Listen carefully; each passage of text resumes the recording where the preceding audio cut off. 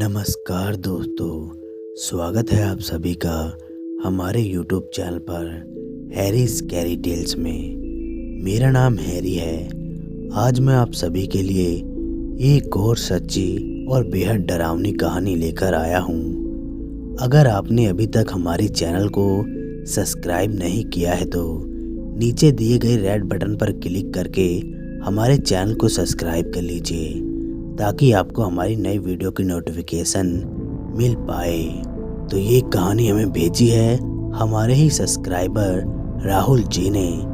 तो चलिए दोस्तों, कहानी को शुरू करते हैं। रात के 2 बज रहे थे। राहुल की अचानक से नींद खुली। शायद उसने कोई आवाज़ सुनी थी। उसने अंधेरे में अपने डबल बेड पर हाथ फेरा तो वहाँ उसकी पत्नी नेहा नहीं थी। उसने सोचा शायद वो टॉयलेट गई होगी, लेकिन बेडरूम का गेट तो खुला हुआ था और टॉयलेट तो उसके बेडरूम से अटैच था। फिर ये गेट क्यों खुला है? राहुल ने अपने आप से पूछा। इसका मतलब नेहा टॉयलेट में नहीं, वो बाहर है। राहुल फिर अपने आप से बड़बड़ाया। राहुल अपने रूम से बाहर आया। वो एक 3 कमरे का फ्लैट था। राहुल ने सारे कमरों में देखा, लेकिन उसे नेहा कहीं नहीं नजर आई। तभी उसकी नज़र कमरे से लगे बालकनी पर पड़ी। उसे वहाँ कोई आराम से कुर्सी पर बैठकर हिलता हुआ नजर आया। उसकी पीठ राहुल की तरफ थी और वहाँ अंधेरा भी था, इसलिए पहचानना मुश्किल था कि वहाँ कौन बैठा है। राहुल को लगा शायद वो नेहा है, लेकिन नेहा इतनी रात में वहाँ क्यों बैठी है भला? राहुल ने फिर अपने आप से सवाल करा। राहुल ने थोड़ा घबराते हुए उसके पास जाकर उसे आवाज़ लगाई, नेहा, अरे नेहा, तुम इतनी रात में यहाँ क्या कर रही हो? लेकिन उसकी आवाज़ सुनने के बाद भी उधर से कोई प्रतिक्रिया नहीं हुई। वो वैसे ही आराम से कुर्सी पर हिलता रहा। राहुल ने जब देखा कि वो कोई जवाब नहीं दे रही है तो वो उसके और पास जाकर उसके कंधे पर हाथ रखकर बोला, नेहा, क्या हुआ तुम्हें? तुम कुछ बोल क्यों नहीं रही? अचानक अपने कंधे पर किसी का हाथ महसूस करके नेहा झटके से उस कुर्सी से उठ खड़ी हुई और फिर उसने पलटकर राहुल की तरफ देखा। राहुल उसका चेहरा देखकर चौंक गया। उसके बाल खुले हुए थे। उसकी आंख लाल थी, जैसे किसी ने उसकी आंखों में मिर्च झोंक दी हो, इस तरीके से लाल, और आंखों के चारों तरफ काजल। चेहरा सफ़ेद जैसे सूखा पाउडर पोत लिया हो और होठों के चारों तरफ लिपस्टिक, खून लाल रंग की लिपस्टिक। उसकी शक्ल भयानक और डरावनी लग रही थी। साथ में रात का माहौल उसे और डरावना बना रहा था। राहुल उसकी शक्ल देखकर घबरा गया और रही सही कसर नेहा के मुंह से निकले शब्दों ने पूरी कर दी। कौन सी नेहा की बात कर रहा है तू? अच्छा, तू अपनी पत्नी की बात कर रहा है? चल भाग जा यहाँ से। यहाँ कोई नेहा वेहा नहीं है। उसकी बात सुनकर और उसका हुलिया देखकर राहुल बुरी तरह से घबरा गया। उसकी समझ में नहीं आ रहा था कि अच्छी भली नेहा को ये क्या हो गया है।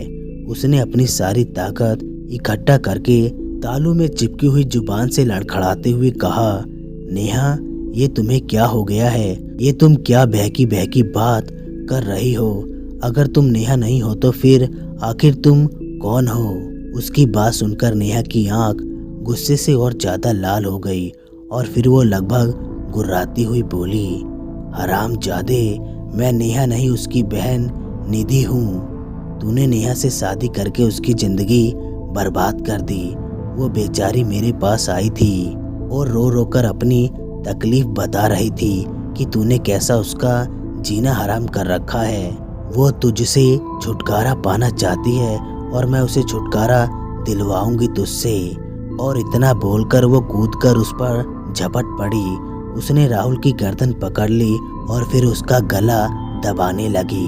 साथ में बोली, मैं तुझे जिंदा नहीं छोड़ूंगी। राहुल को नेहा से ये उम्मीद नहीं थी कि वो अचानक उस पर हमला कर देगी। वो इसके लिए तैयार नहीं था, इसलिए वो अपने आप को बचा नहीं पाया। नेहा उसकी गर्दन पूरी ताकत से दबा रही थी और वो अपनी पूरी ताकत लगाकर उसकी पकड़ से छूट नहीं पा रहा था। उसे ऐसा लग रहा था जैसे कोई अनजानी ताकत उसके अंदर आ गई हो। बड़ी मुश्किल से राहुल ने दबी हुई गर्दन से बोलने की कोशिश की। नेहा, ये तुम क्या कर रही हो? तुम निधि कैसे हो सकती हो? निधि को तो मरे हुए 7 साल हो चुके हैं। प्लीज नेहा, होश में आओ। मैं तुम्हारा पति राहुल हूँ। तुम अपने पति को मार डालोगी क्या? राहुल की बात सुनकर नेहा को पता नहीं क्या हुआ कि उसकी पकड़ ढीली पड़ने लगी और फिर वो अचानक बेहोश होकर नीचे गिर पड़ी। अपनी गर्दन से नेहा की पकड़ हटते ही राहुल ने खांसते हुए लंबी लंबी सांस ली और फिर थोड़ी देर बाद जब वो नॉर्मल हुआ तो उसकी नज़र सामने बेहोश पड़ी नेहा पर पड़ी। उसने डरते डरते नेहा को गर्दन से उठाया और फिर उसे बेडरूम में लाकर आराम से बेड पर लेटा दिया और फिर सोचने लगा कि इसे अचानक से क्या हो गया था। कहीं सच में तो निधि की आत्मा इसके ऊपर नहीं आ गई थी। वो सोचने लगा कि इतनी रात में क्या करूं। उसकी नींद गायब हो चुकी थी और फिर वो वहीं बैठकर सुबह होने का इंतजार करने लगा। अरे आप वहाँ कहाँ चेयर पर सो रहे हैं? रात तो आप इस बेड पर ही सोए थे। सुबह आँख खुलने पर नेहा ने अपने पति राहुल को चेयर पर सोते हुए देखकर अचंभित होते हुए पूछा। नेहा की आवाज़ सुनकर राहुल हड़बड़ाकर उठा और नेहा को आँख फाड़कर देखने लगा। वो ये पक्का कर लेना चाहता था कि ये रात वाली नेहा तो नहीं है जिसने उसे मारने की कोशिश की थी। अरे आप कुछ बोलते क्यों नहीं? ऐसे आंख फाड़कर क्या एकटक मुझे ही घूरे जा रहे हो? नेहा को उसकी हरकत कुछ अजीब सी लगी। तुम्हें रात का क्या कुछ भी याद नहीं? राहुल ने आश्चर्य और डर के साथ उससे पूछा। तुम क्या कहना चाह रहे हो? मेरी तो कुछ भी समझ में नहीं आ रहा। नेहा की आंख अचंभों से फैली जा रही थी। नेहा को समझते ना देखकर राहुल ने उसे रात की सारी बात विस्तार से बताई। राहुल की बात सुनकर नेहा ने उसके चेहरा ऐसा देखा जैसे उसने कोई एलियन देख लिया हो। उसे अपनी तरफ ऐसा देखता हुआ देखकर राहुल ने उसका हाथ पकड़कर उसे आईने के सामने खड़ा कर दिया। नेहा का चेहरा अब भी वैसा ही डरावना था जैसे रात में था। नेहा अपने चेहरे को देखकर खुद ही डर गई और चीख के आईने के सामने से हट गई। अब उसे भी राहुल की बात पर यकीन सा होने लगा था और फिर ये यकीन होने पर वो रोने लगी और साथ ही बड़बड़ाने लगी। ये मुझे क्या हो गया? अब मैं क्या करूँगी?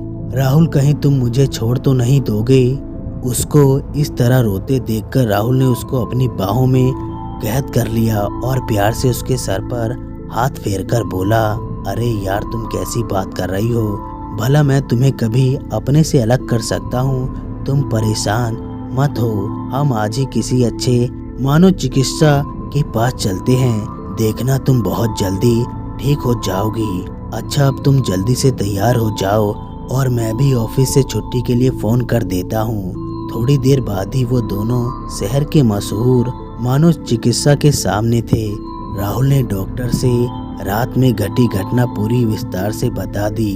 थोड़ी देर तक चुप रहने के बाद डॉक्टर ने कुछ बोलने से पहले नेहा को अपनी केबिन से बाहर बैठने का इशारा किया। उसका इशारा समझकर नेहा ने राहुल की तरफ देखा जैसे पूछ रही हो कि वो क्या करे। राहुल ने नेहा से कहा, कोई बात नहीं, तुम बाहर वेट करो, मैं अभी डॉक्टर साहब से बात करके आता हूँ। उसकी बात सुनकर नेहा ना चाहते हुए भी बाहर चली गई। हाँ तो राहुल जी, ये बताइए कि आपकी शादी को कितनी समय हो गया है और क्या इस तरह की घटना पहले कभी हुई थी? डॉक्टर साहब, हमारी शादी को 7 महीने हो चुके हैं और ये रात वाली घटना पहली बार ही हुई है। देखिए, मुझे लगता है कि नेहा के दिमाग पर अपनी बहन के मरने का सदमा कुछ ज़्यादा ही गहरा बैठ गया है और उसी की वजह से ये स्प्लिट पर्सनैलिटी का शिकार हो गई हैं। इनके सोने के बाद इनका अवचेतन मन इस पर हावी होकर इसे निधि बना देता है। आपको ज़्यादा चिंता करने की जरूरत नहीं है। मेरे इलाज से ये जल्दी ही ठीक हो जाएंगी। डॉक्टर साहब, उसकी बीमारी उसके लिए या किसी और के लिए खतरनाक तो नहीं है? राहुल ने रात में अपने ऊपर हुई हमले को याद करके डॉक्टर से पूछा।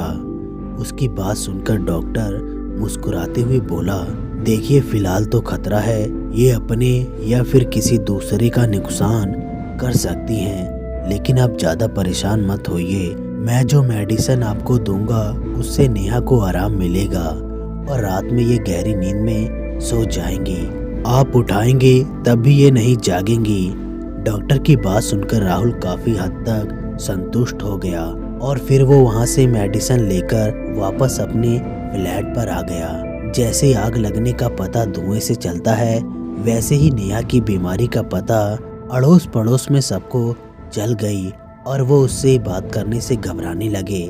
नेहा बेचारी सारे दिन घर में अकेली पड़ी रहती, क्योंकि राहुल भी घर पर कब तक रुकता, उसे नौकरी जो करनी थी। इसी तरह एक दिन शाम को राहुल ऑफिस से शाम को 7 बजे घर लौटा।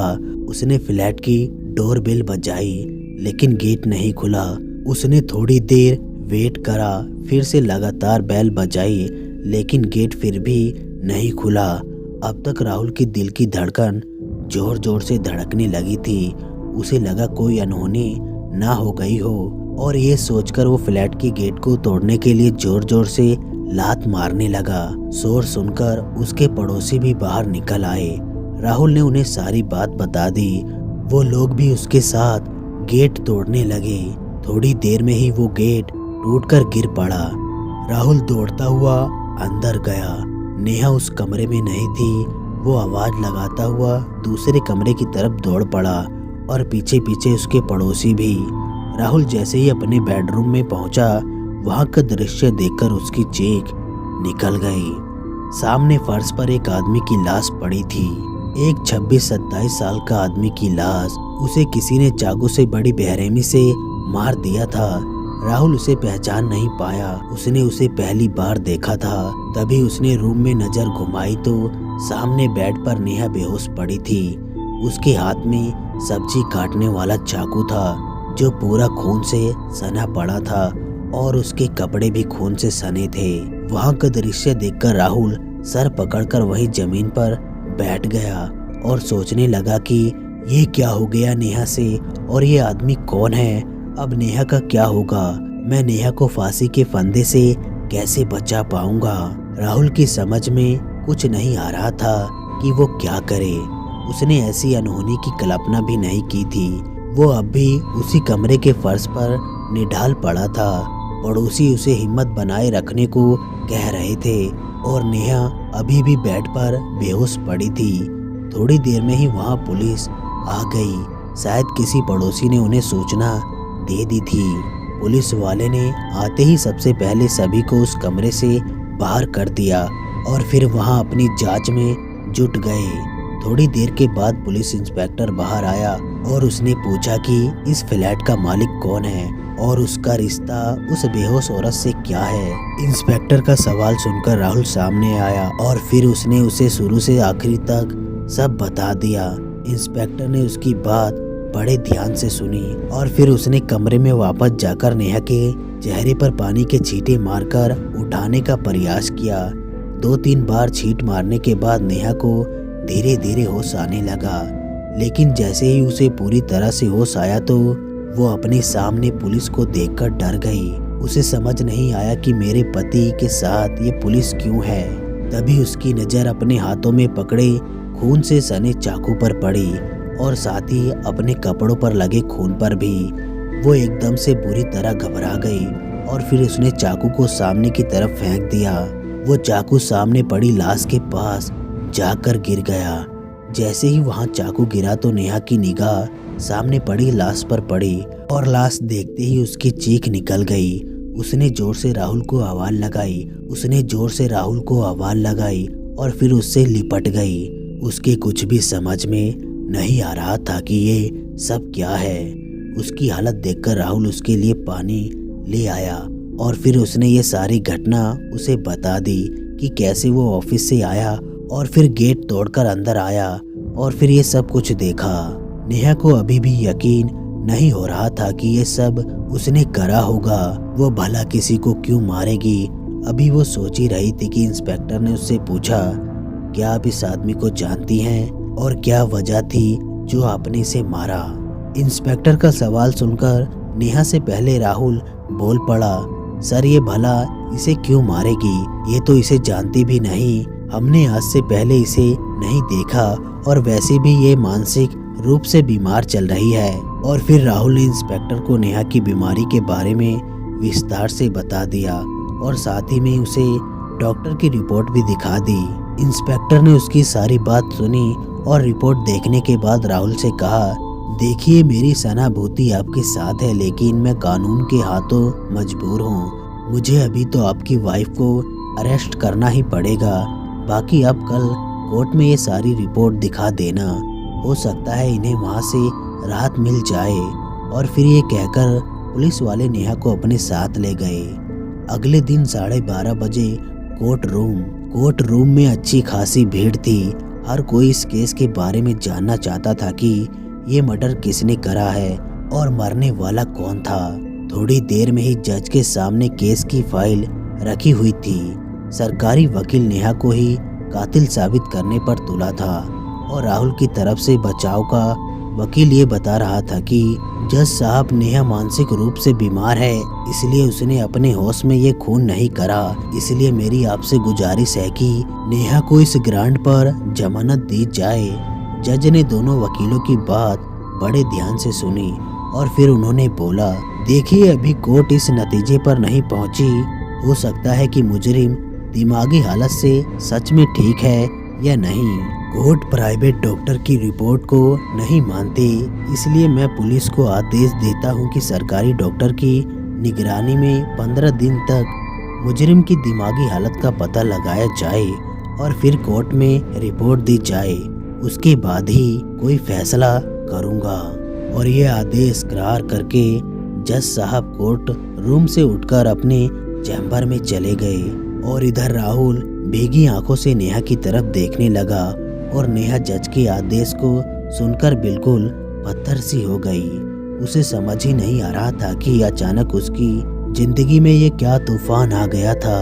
अच्छी भली तो आराम से जिंदगी चल रही थी, फिर अचानक से ये सब कैसे होने लगा। नेहा ज्यादा देर सोच नहीं पाई। उसे पुलिस वाले कोर्ट से लाकर मेंटल हॉस्पिटल की तरफ चल दिए थे। वो बस पीछे से राहुल की आवाज सुन पाई थी, जो जोरों से चिल्लाकर कह रहा था, नेहा तुम बिल्कुल भी घबराना नहीं, मैं तुम्हें इन सब परेशानियों से निकालूंगा और मैं तुमसे मिलने हॉस्पिटल आ रहा हूँ, तुम घबराना नहीं। लेकिन नेहा राहुल के कहने के बाद भी अपने आप को घबराने से रोक नहीं पा रही थी। थोड़ी देर के बाद उनकी गाड़ी मेंटल हॉस्पिटल के अंदर थी। नेहा को वहां से सीनियर डॉक्टर के सामने लाकर बिठा दिया गया। वो डॉक्टर नेहा की फाइल चेक करने लगा और फिर वो अपने तरीके से उसको चेक करने लगा। उसने नेहा से सारी बात पूछी और फिर उसे एक अकेले कमरे में छोड़ दिया गया और गेट बाहर से बंद कर दिया गया। वो अकेली उस छोटे से कमरे में बेड पर बैठकर फूट फूट कर रोने लगी। अभी नेहा को उस कमरे में बंद करे हुए कोई 1 घंटा हुआ ही था कि तभी किसी ने उस कमरे का गेट खोला और फिर नेहा ने देखा कि वहां से राहुल अंदर आ रहा था। राहुल ने अंदर आते समय साथ में आए हॉस्पिटल के चपरासी को 500 रुपए देते हुए कहा कि मुझे अपनी वाइफ से अकेले में बात करनी है।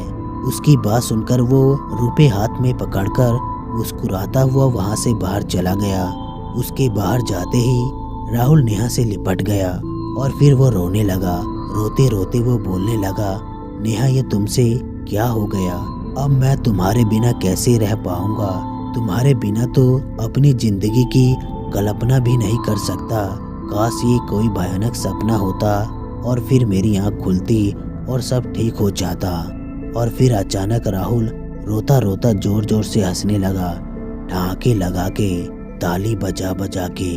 उसे देखकर ऐसा लग रहा था जैसे वो खुद पागल हो गया हो। और फिर अचानक वो चुप हो गया। उसका चेहरा पत्थर सा हो गया और वो अपने दांतों को पीसता हुआ लाल लाल आंख से नेहा को बोला, अब जाके आई है तू सही जगह। राहुल ने एक एक शब्द अपने दांतों से पीसते हुए नेहा से बोला। राहुल का ये रूप देखकर नेहा को एक तगड़ा झटका लगा। उसे बिल्कुल भी समझ में नहीं आया कि राहुल ऐसा क्यों बोल रहा है। उसके मुंह से बस यही शब्द निकला, राहुल तुम्हें क्या हो गया है? तुम ऐसे क्यों कर रहे हो? बड़ी सती सावित्री बन रही है। बहुत नाटक कर लिया तूने, अब बस कर। मुझे तेरे बारे में सब सच पता चल चुका है। राहुल गुस्से से फुंकारता हुआ बोला। राहुल प्लीज मुझसे ऐसा मत बोलो। मैंने भला तुम्हारे साथ क्या गलत करा है जो तुम मुझसे ऐसा बोल रहे हो? नेहा जोर से रोकर बोली। लगता है तू तब तक नहीं मानने वाली जब तक मैं खुलकर तेरा कच्चा चिट्ठा नहीं खोल देता। अच्छा तो सुनो। और फिर राहुल ने नेहा को अपनी गुस्से से लाल आंखों से घूरते हुए बोलना शुरू कर दिया। तुम्हें याद है आज से कोई 1 महीने मुझे मेरी जॉब के सिलसिले में दूसरे शहर जाना पड़ा था, जो मैं अक्सर जाता था। और फिर उस काम को निपटाकर मैं 2 दिन बाद वापस घर आ जाता था। उस दिन तेरा बर्थडे था और मैं तुझे सरप्राइज देने चाहता था, इसलिए मैंने तुझे अपने आने की खबर नहीं दी। लेकिन मुझे क्या पता था कि सरप्राइज तो तू देने वाली थी मुझे। हाँ तो आगे सुन। मैं जिस बस से आ रहा था वो रास्ते में खराब हो गई, जिसकी वजह से मैं रात के 1:30 बजे घर पहुंच पाया।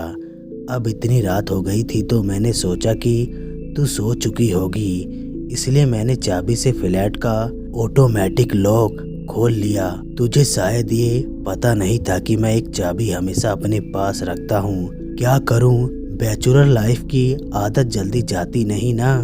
हाँ तो अब आगे सुन। जब मैं चाबी से फ्लैट का गेट खोलकर अंदर आया तो सारे फ्लैट में अंधेरा था सिवा बेडरूम के। पहले तो मैं समझा कि शायद तुझे अकेले में डर ना लगे, इसलिए रूम की लाइट ऑन की थी। लेकिन मेरी गलतफहमी थोड़ी ही देर में दूर हो गई। जैसे ही मैं बेडरूम के पास आया तो मैंने कुछ आवाज सुनी। पहले तो मैं समझा कि शायद तू टीवी देख रही है, लेकिन मेरा वो भ्रम भी जल्दी ही टूट गया। मैंने बेडरूम के की होल से अंदर देखा तो तू किसी दूसरे आदमी के साथ थी।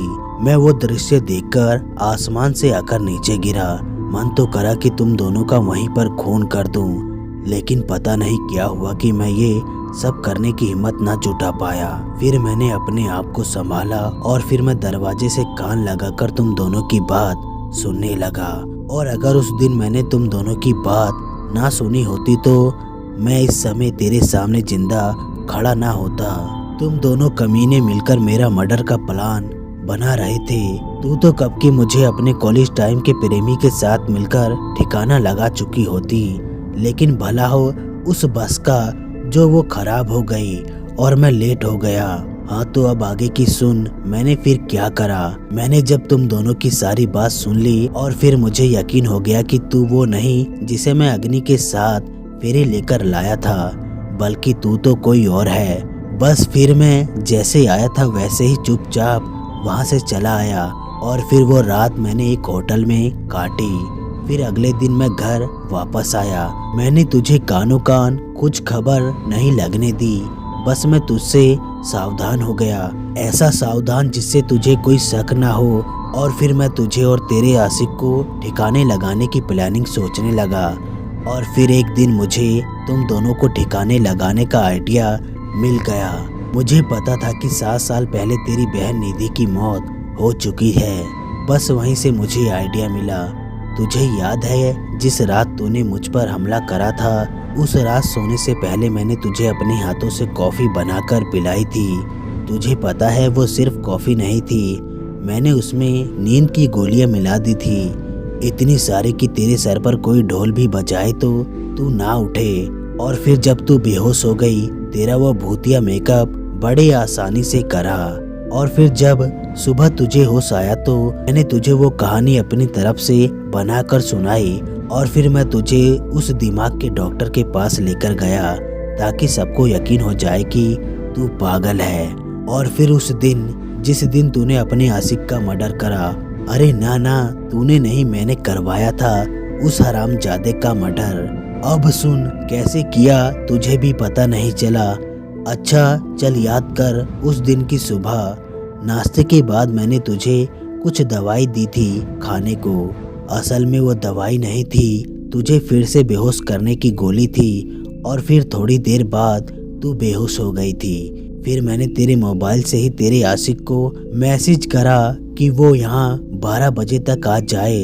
मेरे पति ऑफिस के काम से शहर से बाहर गए हैं। मैं जानता था कि वो ये मैसेज पढ़ते ही दौड़ता दौड़ता आएगा और वही हुआ। मैं ये भी जानता था कि अगर मैं अपने हाथों से उसे मारूंगा तो मैं फंस जाऊंगा, इसलिए मैं टाइम से ऑफिस चला गया और तेरे आशिक का मर्डर का कॉन्ट्रैक्ट मैंने एक पेशेवर को सौंप दिया। उसे मैंने सब समझा दिया था कि उसे कैसे मारना है और कैसे तुझे फंसाना है। फिर मैंने उसे फ्लैट में 11 बजे ही भेज दिया उसी चाबी के साथ, और फिर उसने अपना काम बड़ी सफाई से करा, एकदम परफेक्ट। उसके काम से खुश होकर मैंने तो उसे बाद में टिप भी दी। इससे आगे का तो तुझे पता ही है। अगर मैं तुझे वहाँ फ्लैट पर मार देता तो मैं जरूर फंसता, इसलिए मैंने तुझे तब नहीं मारा। तू तो अब मरेगी यहाँ इस पागल खाने में, और वो भी आत्महत्या करके। मुझे उस किलर का काम इतना पसंद आया कि मैंने उसे एक और कॉन्ट्रैक्ट दे दिया, तेरी आत्महत्या का कॉन्ट्रैक्ट। तू वैसे भी कानून की नज़र में पागल है, और तू तो जानती है कि पागल कुछ भी कर सकते हैं, आत्महत्या भी। मैंने इस पागल खाने के कुछ लोगों को खरीद लिया है, वो भी तुझे इस पापी संसार से मुक्ति दिलवाने में मदद करेंगे। अब बस तू चिंता मत कर, 1-2 दिन में तू इस तकलीफ से मुक्ति पा जाएगी। अच्छा डार्लिंग, अब मैं चलता हूँ, फिर मिलेंगे तेरे अंतिम संस्कार पर। और ये बोलकर राहुल ने नेहा को गले लगा लिया और बोला, एक बार एक बेवकूफ को गले तो लगा के देखूं, पता तो चले ये साला दिल कितनी जोर से धड़कता है। और फिर वो ढांके लगाने लगा और फिर एकदम से चुप होकर रोता हुआ बाहर की तरफ चल दिया, ताकि बाहर किसी को शक ना हो। और इधर नेहा जोर जोर से रोती हुई चिल्लाकर राहुल से बोल रही थी, राहुल मुझे माफ़ कर दो, मुझसे गलती हो गई। अब मैं सारी ज़िंदगी तुम्हारी वफादारी करूँगी, बस एक बार मुझे माफ़ कर दो।